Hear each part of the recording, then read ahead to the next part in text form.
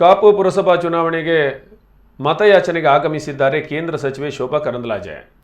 ಈ ಸಂದರ್ಭದಲ್ಲಿ ಮತಯಾಚನೆ ಮಾಡುತ್ತಾ ಕಾಪುಪೇಟೆಯಲ್ಲಿದ್ದ ಗೂಡಂಗಡಿಗೆ ತೆರಳಿದ್ದಾರೆ. ಅಲ್ಲಿ ವಡಾಪಾವ್, ಬಜೆ ಚಟ್ನಿ, ಪೋಡಿಯ ಸವಿಯುಂಡಿದ್ದಾರೆ. ತಾನು ಇತರ ಬಿಜೆಪಿ ನಾಯಕರಿಗೂ ಅದನ್ನು ಸರ್ವ್ ಮಾಡಿದ್ದು ಬಹಳಷ್ಟು ವಿಶೇಷವೆನಿಸಿತ್ತು. ಕರಾವಳಿ ಅಭಿವೃದ್ಧಿ ಪ್ರಾಧಿಕಾರದ ಅಧ್ಯಕ್ಷ ಮಟ್ಟಾರ್ ರತ್ನಾಕರ್ ಹೆಗ್ಡೆ, ಬಿಜೆಪಿ ಕ್ಷೇತ್ರಾಧ್ಯಕ್ಷ ಶ್ರೀಕಾಂತ್ ನಾಯಕ್, ಬಿಜೆಪಿ ಮುಖಂಡರಾದ ಉದಯ್ ಕುಮಾರ್ ಶೆಟ್ಟಿ, ಗುತ್ತಿಯಾರ್ ನವೀನ್ ಶೆಟ್ಟಿ, ಶಿಲ್ಪಾಜಿ ಸುವರ್ಣ ಮುಂತಾದವರು ಉಪಸ್ಥಿತರಿದ್ದರು.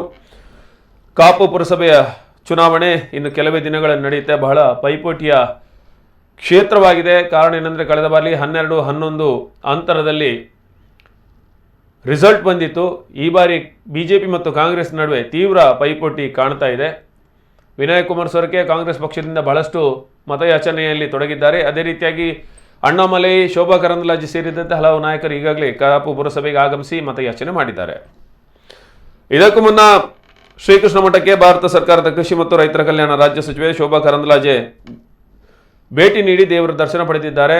ಶ್ರೀಕೃಷ್ಣ ಮುಖ್ಯ ಪ್ರಾಣರ ದರ್ಶನ ಪಡೆದಂತಹ ಶೋಭಾ ಕರಂದ್ಲಾಜೆ ಅಲ್ಲಿಂದ ಕಾಪುಗೆ ತೆರಳಿ ಮತಯಾಚನೆಯಲ್ಲಿ ತೊಡಗಿದ್ರು.